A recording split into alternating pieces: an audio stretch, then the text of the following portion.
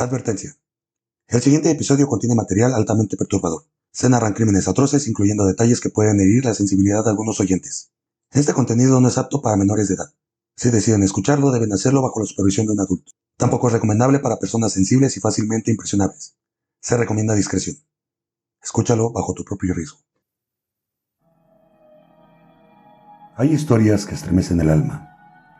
Historias de personas que parecen no pertenecer a este mundo. Criaturas humanas desprovistas de empatía, capaces de los actos más abominables. Esta es una de esas historias. Una mujer que transformó la maternidad en un negocio de la muerte. Una asesina que, bajo el disfraz de caridad, construyó un imperio basado en la desaparición de inocentes. Su nombre era Dagmar Overby, y su legado es uno de los más oscuros de la historia criminal. En la fría y silenciosa Copenhague, una mujer se encargaba de proteger a los niños no deseados. Pero lo que nadie sabía es que su verdadero negocio era despojar a esos inocentes de sus vidas. Uno a uno. Mientras tejía una red de engaños que dejaría un rastro de cuerpos enterrados en la oscuridad. Hoy nos adentraremos en su historia. Una historia de horror, manipulación y sangre. ¿Estás listo para enfrentar el rostro de la maldad en su más pura versión? Porque a veces la verdadera monstruosidad se encuentra en donde menos lo imaginamos.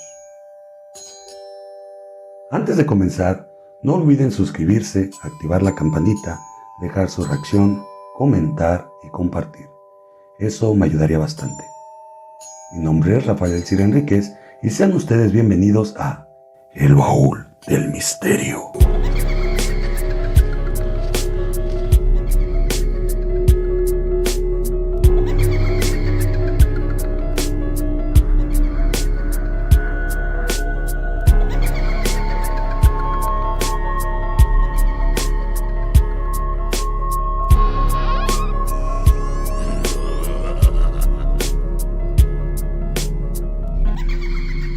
Dagmar Overby, la chica de la aguja.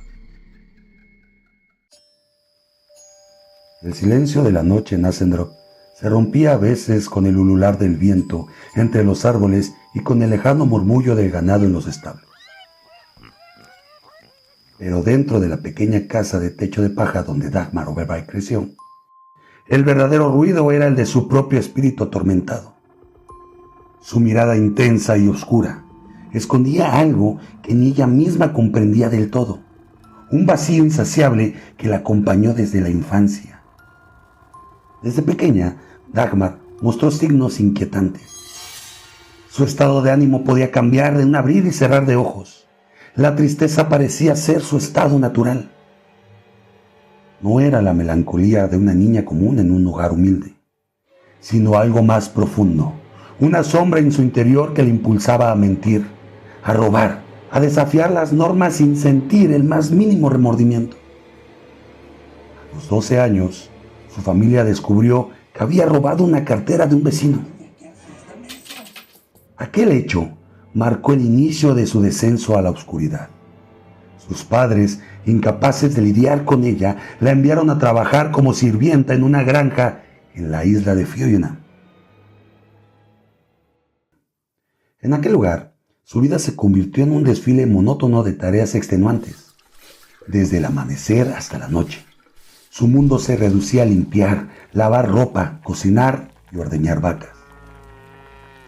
Pero lo más aterrador no era la dureza del trabajo, sino la sensación de vacío que crecía dentro de ella con cada día que pasaba. Nadie podía prever en qué terminaría aquella semilla oscura que germinaba en su interior.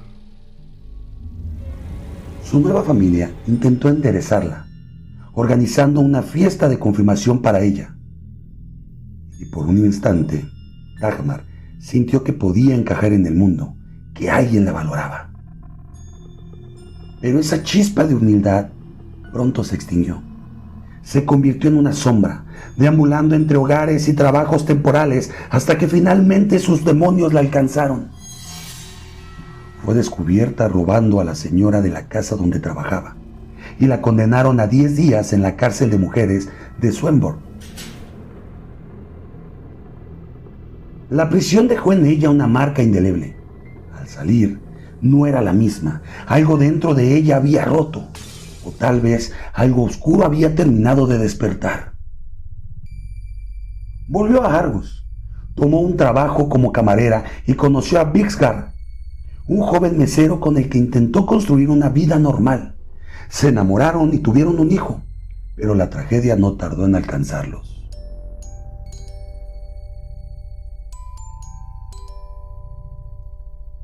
Una noche, la cuna del pequeño quedó envuelta en un silencio sepulcral. Cuando el médico examinó su pequeño cuerpo, notó algo extraño. Sus labios estaban azules, un indicio claro de asfixia. Pero la muerte fue atribuida a una neumonía severa, dejando a Dagmar libre de sospecha, al menos oficialmente. Los rumores, sin embargo, se extendieron como el fuego en el pueblo. Nadie podía decirlo en voz alta, pero todos lo pensaban.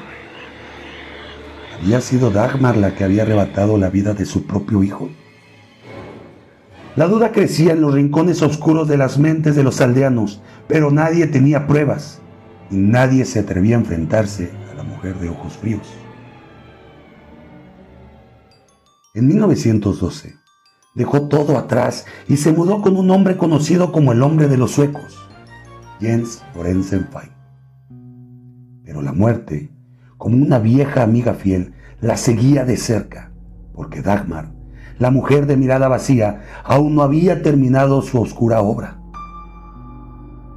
Cuando Dagmar se mudó con Jens, ya estaba embarazada, pero el hijo no era de él, y eso la llenaba de vergüenza. Cuando los dolores del parto la doblegaron, Jens la llevó sin demora al hospital de maternidad en Argos. Bajo la fría luz de las lámparas quirúrgicas, trajo al mundo una pequeña de cabello oscuro, a quien bautizó como Irena Marie Overby. El personal prometió encontrarle un buen hogar, y aunque Dagmar dejó que se la llevaran, en el fondo de su mente germinaba la idea de recuperarla algún día. Un año después, el ciclo se repitió. Dagmar quedó embarazada nuevamente. Jens se negó a aceptar la llegada de un niño que no era suyo. Le sugirió con frialdad que abortara, pero Dagmar había escuchado historias escalofriantes sobre las matronas clandestinas que operaban en la penumbra, destrozando a las mujeres sin piedad. Ella se negó rotundamente. Cuando el niño nació, no hubo cuna ni brazos amorosos que lo esperaran. En plena noche, envuelto en un pequeño bulto de tela, lo dejaron discretamente en el pajar de una granja cercana. Nadie preguntó, nadie buscó, como si nunca hubiera existido. Pero Dagmar no solo cargaba con el peso de sus decisiones, sino también con la certeza de que Jens jamás la aceptaría del todo. Y cuando él le dejó claro que nunca se casaría con ella, la desesperación se apoderó de su mente. Se recluyó en la oscuridad de su habitación, tomó una botella de éter y bebió hasta el borde de la inconsciencia. Pero incluso la muerte la rechazó esa noche. Entonces tomó una decisión radical. Si Jens no quería formar una familia con ella, entonces haría una por su propia cuenta. Buscó a su hija Irena, quien ya tenía 3 años y había crecido en una familia distinta. Sin más aviso, la llevó consigo a Copenhague.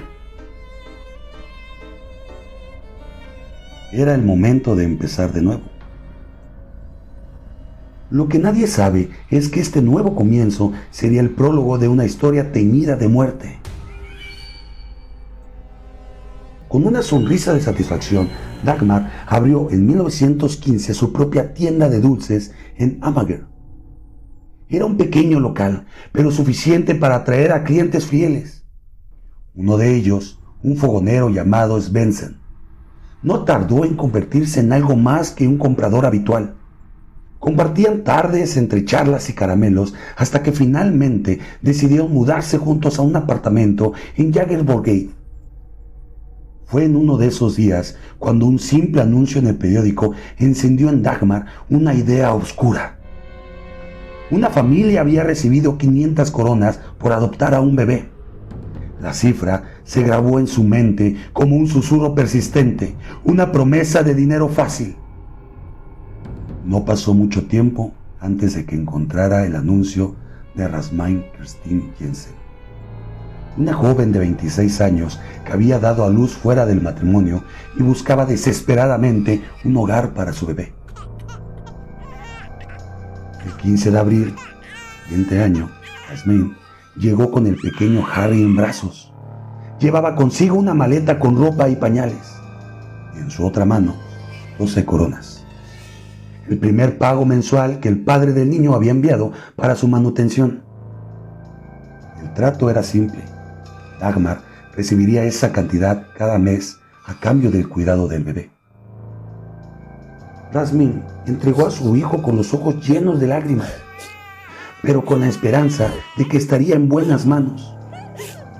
Dagmar la despidió con una sonrisa serena, cerró la puerta y miró al bebé en sus brazos. Harry respiró con suavidad, ajeno al destino que lo esperaba. Saliendo al patio, Dagmar vio a su hija Irena jugando entre arbustos. «Pórtate bien, cariño», dijo mientras colocaba a Harry en la carriola y comenzó a caminar.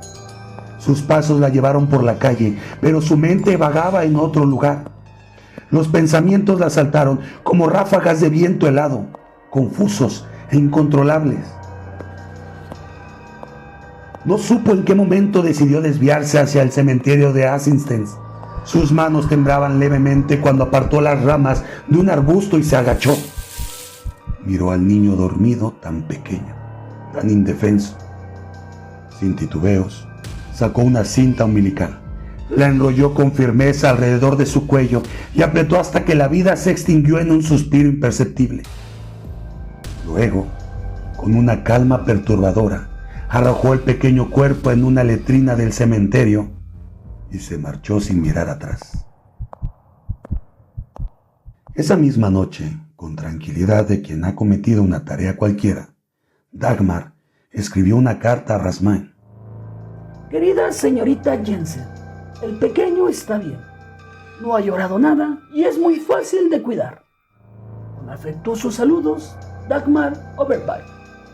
3 días después, en la estación de limpieza de Clovermarket, los trabajadores descubrieron el cadáver. El hedor de la muerte los envolvió de inmediato. El pequeño Harry había sido encontrado, pero Dagmar aún estaba lejos de ser descubierta y aún más lejos de detenerse.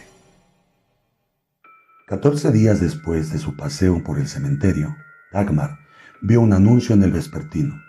Una joven de apenas 19 años, Marianne Pauline, buscaba una familia adoptiva para su recién nacida. Dagmar no lo dudó. Recibió 400 coronas por su siguiente víctima, una suma exorbitante para la época. Era el equivalente al salario anual de una mujer común, y lo obtuvo con una facilidad aterradora. Fue ella misma quien se presentó en Peter's Gate para recoger a la recién nacida. Con una sonrisa afable, prometió a la madre darle un buen futuro. Horas después, el bebé dejó de respirar en sus brazos, mientras ella le arrebataba la vida con la misma frialdad y crueldad que estaban moldeando su macabro modus operandi. Acompañada por su propia hija Irena, Dagmar tomó el tranvía de la línea 2 con un bulto envuelto en telas. La niña, ajena al horror, se quedó esperando en la calle mientras su madre se deslizaba bajo un puente. Sin ceremonia, dejó el pequeño cadáver allí y se marchó. Cada día, Dagmar revisaba con meticulosidad el periódico en busca de nuevos anuncios. Mujeres desesperadas ofrecían a sus hijos en adopción y ella respondía con rapidez, asegurando un hogar para ellos.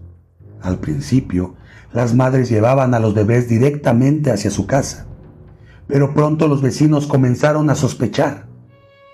Había demasiadas vistas, demasiados llantos que de un momento a otro desaparecían. Dagmar, siempre astuta, cambió de estrategia. Ahora se reunía con las madres en puntos neutrales, lugares donde la miseria y el miedo las obligaban a desprenderse de sus hijos sin hacer preguntas. Fallett Parken se convirtió en su lugar predilecto para estas transacciones. Recibía al bebé con dulzura y aseguraba que estaba a salvo, y al mismo tiempo recogía el dinero que llevaba a su destino. En teoría, estas adopciones eran ilegales. Sin embargo, la sociedad condenaba aún más con dureza a las madres solteras que a quienes lucraban con su desesperación. No había leyes sobre el aborto, y someterse a uno clandestino era un riesgo mortal. Muchas mujeres jóvenes apenas podían mantenerse a sí mismas, mucho menos podrían mantenerse con un hijo.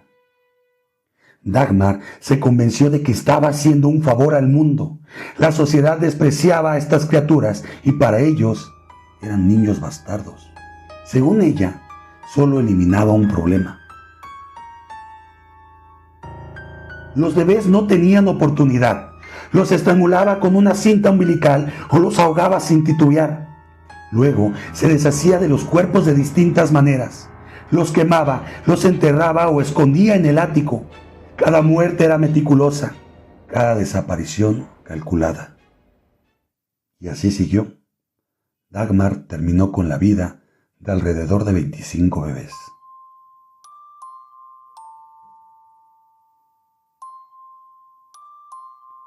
Un par de veces, Rasmin, su primera clienta, regresó, queriendo ver a su hijo. Dagmar no titubeó. Por fortuna, en esas ocasiones tenía otro niño varón en su posesión. Lo vestía con la ropa del pequeño Harry y lo presentaba como suyo, y así la mentira se mantenía firme. Svendsen, pareja de Dagmar, nunca sospechó la verdad. A veces se preguntaba de dónde venía tanto dinero de un día para otro, pero siempre tenía una respuesta lista. Decía que provenía de un conde de Fionia, el supuesto padre de Irena. La historia era absurda, sí, pero Svendsen nunca indagó más allá. Después de todo, el dinero seguía llegando. En mayo de 1917, Dagmar volvió a ser madre. Sin embargo, en lugar de felicidad, el nacimiento de su hijo con Svendsen solo trajo dolor. El pequeño llegó al mundo débil, con una afección cardíaca que le robó la vida poco después. La pérdida la consumió. Por primera vez en mucho tiempo, Dagmar sintió un vacío real, una tristeza que no podía aplacar ni con dinero ni con engaños. Pero pronto encontró una manera de llenar ese vacío. Cuando una madre desesperada le entregó a su hijo en adopción, Dagmar tomó una decisión insólita. No lo mataría. Crearía al bebé como si fuera suyo. Lo llamó Angelo. Pero este gesto no marcó su redención, no detuvo sus crímenes. Con el tiempo, su obsesión con la muerte tomó un giro aún más perturbador. Para no olvidar a sus víctimas, comenzó a fotografiar a los bebés desnudos antes de asesinarlos. Cada imagen era un trofeo macabro, un recordatorio de su poder sobre la vida y la muerte. Poco después, su vida dio otro vuelco. Svendsen fue arrestado por robo y enviado a prisión. Sin su pareja, Dagmar se mudó con Irena y Angelo a un apartamento en Vesterbro. Fue allí donde conoció a Caroline Hagensen, una joven madre que, sin saberlo, estaba a punto de entrar en la telaraña de Dagmar Overby. El 30 de agosto de 1920, la puerta del apartamento se abrió lentamente. Dagmar Overby sonrió con amabilidad a la joven obrera Caroline, quien esperaba en el umbral con su recién nacida en brazos. 5 días antes, Caroline había publicado un anuncio en el periódico. Se buscan padres adoptivos para una niña pequeña de 3 semanas. Preferentemente un hogar cristiano y con mucho amor y atención. Número de referencia 234. Hasta el último momento, Caroline había rezado por otra opción, pero sus propios padres devotos cristianos no podían tolerar la vergüenza. La adopción era su única salida. Dagmar, con un tono afectuoso y sereno, le aseguró que encontraría la familia perfecta para su hija. Caroline, con el corazón roto, aceptó la invitación a pasar.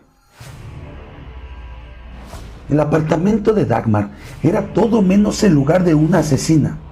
Elegante, con cuadros enmarcados en las paredes, un sofá cubierto por un largo mantel de encaje y una lámpara de porcelana colgando sobre la mesa. No había rastro de los horrores que allí se gestaban. Mientras tomaban café, Caroline miró a su hija y preguntó si podía ponerle un collar. Juntas, colocaron una fina cadena alrededor del cuello de la pequeña Sara. Aunque el dolor la consumía, Caroline pensó que su hija estaría bien. Entregó el dinero a Dagmar, besó la frente de la pequeña por última vez y entre lágrimas salió del apartamento. Dagmar esperó a que sus pasos se perdieran en el pasillo. Luego, con calma de quien repite una rutina, se levantó. Tomó un pedazo de cuerda y con un movimiento firme y preciso estranguló a la pequeña Sara. Pero esta vez algo cambió. Al día siguiente, un golpe en la puerta la hizo tensarse. Caroline había vuelto. Se había arrepentido. Con la misma frialdad que usaba para matar, Dagmar inventó una historia. Le dijo que ya había entregado a la niña a una mujer en Eastgate y que no tenía forma de localizarla. Caroline regresó 3 veces más, cada vez más desesperada, cada vez más insistente. Pero la última vez no iría sola. La sospecha la llevó a la policía y en ese mismo día 2 agentes llamaron a la puerta del departamento. Dagmar intentó mantener la postura, pero los ojos de los oficiales recorrieron el apartamento con una precisión quirúrgica. No tardaron en encontrar la ropa de la pequeña Sara y en notar la ceniza caliente en la estufa. Identificaron los pequeños fragmentos de cráneo mezclados con los restos carbonizados. Ese fue el principio del fin. El caso de la mayor asesina en serie de Dinamarca acababa de comenzar. Dagmar Obervai fue arrestada. Pero la historia no termina ahí, apenas comienza. Días después, los agentes que revisaron su apartamento hicieron un hallazgo espeluznante. 20 fotografías macabras de bebés desnudos, de pequeños cuerpos indefensos retratados poco antes de ser asesinados. En 1921, el Tribunal Superior del Este guardaba en un silencio sepulcral. La prensa ya la había bautizado con un nombre macabro, la Hacedora de Ángeles. Se decía que había enviado muchas almas inocentes hacia el cielo. Dagmar, con apenas 33 años, se sentó en el banquillo de los acusados. Su cabello oscuro y sus rasgos toscos fueron incrustados con odio y horror por las madres de las víctimas. Reporteros, jueces y espectadores la observaban como si intentaran descifrar el monstruo que se ocultaba tras su expresión imperturbable. Cuando la confrontaron con los restos hallados en su estufa, no vaciló. Admitió sin un atisbo de emoción haber matado al bebé de Caroline Hagensen. Un periodista de la época describió su declaración como escalofriante. Con frialdad y calma, sin cambiar de expresión, confesó haber estrangulado al niño colocando una cuerda de cáñamo alrededor de su cuello. Y el periódico detalló otra parte del interrogatorio. ¿Por qué mató usted al niño? Dagmar inclinó la cabeza, como si meditara en su respuesta. No lo sé. No entiendo ni yo misma, porque amo profundamente a los niños. He pensado mucho en ello, pero no puedo explicarlo. Su voz sonaba serena, demasiado serena. Luego, con una inquietante calma, relató las dificultades que enfrentó al intentar meter el pequeño cuerpo en la abertura de la estufa. Sin un atisbo de remordimiento, describió cómo tuvo que desmembrarlo para que entrara en el interior, como si se tratara de un simple inconveniente en su macabro ritual. Durante el juicio, una a una, las madres que confiaron sus hijos a Dagmar testificaron. Cada mujer subió al estrado con la misma historia. Creyeron que sus hijos tendrían una vida mejor. Creyeron que estaban haciendo lo correcto. Cada vez que se pronunciaba el nombre de un bebé, Dagmar los recordaba con escalofriante precisión, sin emoción. Confesaba cómo los había silenciado para siempre, describiendo con morboso detalle cada método, cada instante en que la vida se extinguía en sus manos, como si estuviera relatando un simple quehacer cotidiano. Fue acusada formalmente de 9 asesinatos, pero ella misma confesó haber matado a más de 20. Los investigadores sospechaban que la cifra real era aún más aterradora, al menos 25. Pero nadie sabría con certeza cuántos niños pasaron por sus manos antes de ser enviados al cielo. En estas confesiones también relató cómo es que sucedieron los hechos con el pequeño Harry. Sí, el niño del cementerio. El tribunal quedó en silencio cuando el juez Winter se dirigió a la acusada. Los periodistas tomaban nota con rapidez, mientras las madres presentes observaban con el rostro endurecido. Winter apoyó las manos en el estrado y con voz firme comenzó el interrogatorio. ¿Por qué entró usted al cementerio con el niño y se sentó en un banco? Dagmar dio la cabeza y respondió con frialdad. ¿Por qué se sienta uno en un banco? No puedo responderle eso. Pero solía ir a menudo con mi propia hija al cementerio cuando vivía en Jaggersburg. Los murmullos recorrieron la sala. Winter no apartó la mirada de la acusada. ¿Qué hizo con el niño antes de arrojarlo al barril? ¿Estaba muerto? Sí. El juez hizo una pausa. Su expresión no cambió, pero su voz se tornó aún más severa. ¿Qué le hizo? Dagmar no respondió. Bajó la mirada. Sus labios se fruncieron. Sus hombros temblaron ligeramente. Una pausa tensa y un silencio macabro se apoderaron de la sala. Winter esperó. Pero ella seguía en silencio, con los ojos fijos en el suelo. ¿No quiere responder? Dagmar Oberwein respiró hondo y contestó. Es tan doloroso, murmuró. Los reporteros anotaron esas palabras con rapidez, consistentes de que en toda la audiencia era la primera vez que la mujer mostraba una emoción genuina. Winter no cedió. Todos lo entendemos, pero hablar la ayudaría en su caso. Dagmar tragó saliva y con voz apenas audible dijo: le puse una cuerda en el cuello, creo. Creo que fue una cinta umbilical. Un escalofrío recorrió la sala. Los asistentes se miraron con incredulidad. Una madre sofocó un sollozo. No había lágrimas en los ojos de Dagmar Oberwein, solo un vacío. Durante los 3 días del juicio, la sala del tribunal estuvo impregnada de un aire pesado y sofocante. El fiscal intentó descifrar el motivo detrás de los crímenes: dinero, enfermedad mental o un placer macabro. Dagmar Oberwein, con la misma expresión impasible que había mantenido desde su arresto, negó cualquier interés económico. No maté por dinero. Nunca he sido ambiciosa en ese sentido, declaró con voz firme y sin titubeos. Pero si no fue por dinero, entonces ¿por qué fue? Al principio no planeaba matarlos. Los adoptaba con la intención de cuidarlos, pero después sentía una desesperación abrumadora.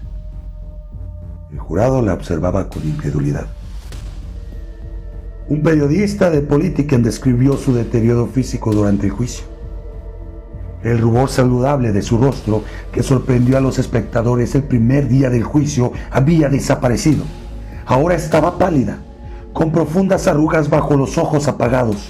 Sus manos, antes tranquilas en su regazo, ahora jugueteaban nerviosas con su pañuelo y temblaban inquietas sobre el borde del estrado, como un eco perturbador del discurso del fiscal. Dagmar Oberwein no mostraba arrepentimiento, pero su cuerpo hablaba por ella.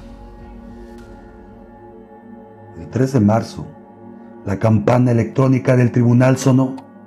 El jurado había llegado a un veredicto. El juez de tribunal se puso de pie. La sala entera contuvo la respiración. Nosotros, el jurado, encontramos a Dagmar Joan Amelie Oberwein culpable de homicidio premeditado de 8 niños y de exponer a un infante. Por lo tanto, se le condena a la pena de muerte.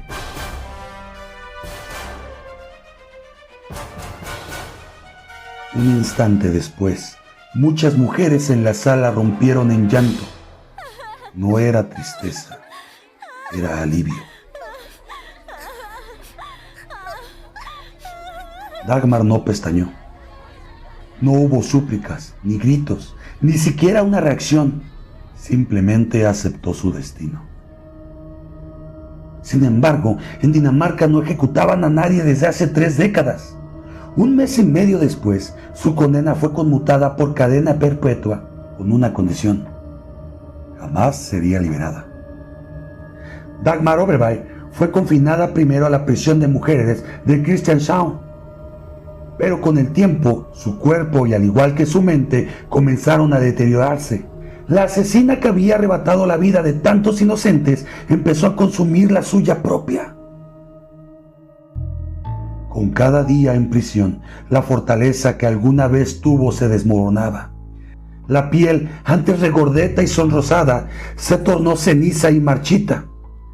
Sus manos, que habían apretado cuellos diminutos con espantosa frialdad, temblaban ahora con fragilidad de quien carga un peso insoportable. Sus ojos, que nunca mostraron arrepentimiento, se hundieron en sus cuencas, como si las almas de los niños que asesinó la observaran desde la oscuridad. En 1929, ya en la prisión de Vestre, su cuerpo finalmente sucumbió. La muerte llegó silenciosa, sin testigos ni manos que la sostuvieran. Algunos dicen que murió por enfermedad, consumida por el abandono y la desnutrición. Otros creen que fue el peso de sus crímenes que terminó devorándola desde adentro. Pero una cosa es segura: la mujer que alguna vez jugó a ser la diosa de la vida y la muerte, terminó su existencia sola, olvidada y pudriéndose en la sombra de su propia maldad. Nadie reclamó su cuerpo. Nadie lloró por ella. Y así, la peor asesina de Dinamarca quedó sepultada en el olvido. El caso de Dagmar Oberwein estremeció a Dinamarca y dejó una huella imborrable en la sociedad. La indignación pública fue tal que en 1923 el gobierno promulgó la Ley de Supervisión de Niños Adoptados, asegurando que todos los niños nacidos fuera del matrimonio estuvieran bajo protección del Estado. Nunca más se permitiría que un bebé desapareciera en la sombra de la burocracia. También se reforzó el registro civil para llevar un control estricto de la población infantil y se promovió la creación de hogares maternales públicos, ofreciendo alternativas reales a madres en situación de vulnerabilidad. Dagmar Oberwein no solo dejó un rastro de muerte, sino que, paradójicamente, su legado forzó a Dinamarca a proteger a sus niños con más rigor que nunca. Los psiquiatras de la época y los estudios posteriores coincidieron en que Dagmar Oberwein encajaba dentro del perfil de una psicópata funcional. Desde joven había mostrado una inquietante falta de empatía. Se reportaron incidentes en los que torturaba animales y engañaba a sus compañeros con historias falsas para obtener beneficios. Era una manipuladora nata. Durante el juicio intentó controlar la narrativa. En ocasiones se mostraba distante, casi inhumana, y en otros momentos se hacía pasar por una víctima de la sociedad y de su precaria situación económica. Sin embargo, cuando fue interrogada sobre sus crímenes, sus respuestas eran frías y directas. No sé por qué lo hice. Creo que sea una cuerda o una cinta umbilical. A pesar de intentar mostrarse como una madre amorosa, los informes indicaban que abusaba físicamente de su propia hija, una conducta común en asesinos seriales con trastornos antisociales. El tribunal intentó comprender lo que la motivaba, pero ella misma lo resumió en una frase escalofriante: "Lo he pensado mucho, pero no puedo explicarlo". Su historia sigue resonando como una advertencia escalofriante de hasta dónde puede llegar la mente humana cuando la oscuridad consume por completo la empatía. La historia de Dagmar Overby quedó grabada en la memoria de Dinamarca como una de las más atroces jamás registradas. Pero su sombra no se desvaneció con su muerte. Hoy en día seguimos viendo cómo la vulnerabilidad de los más inocentes es explotada por mentes perturbadas disfrazadas de caridad y compasión. El mal no siempre se encuentra en una sonrisa macabra. A veces viste de confianza, de amabilidad y de ayuda desinteresada. La historia de la Hacedora de los Ángeles, o la chica de la aguja por la película, nos recuerda que el peligro puede acechar en los lugares más inesperados. ¿Cuántas Dagmar Overby han existido desde entonces? ¿Cuántas siguen entre nosotros, ocultas en la penumbra, esperando a su próxima víctima? Nunca subestimen el poder de la maldad humana. Nunca confíen ciegamente. Porque el terror no es solo un cuento del pasado. Sigue aquí, en cada rincón oscuro del mundo, esperando la oportunidad para resurgir. ¿Ustedes conocían esta historia? ¿Qué opinan acerca de ella? ¿Qué creen ustedes que fue lo que motivó a Overby a generar este tipo de crímenes? Háganmelo saber en la cajita de comentarios. No olviden suscribirse y activar la campanita. Dejen su reacción. Y compartan este contenido, ya que esto me ayudaría demasiado. No olviden que también ya nos encontramos en Spotify. Escúchanos, dame 5 estrellas y también suscríbete. Me ayudarías bastante. Me despido de ustedes no sin antes comentarles lo siguiente. Mantengan sus ojos abiertos y sus mentes curiosas. Esto fue El Baúl del Misterio.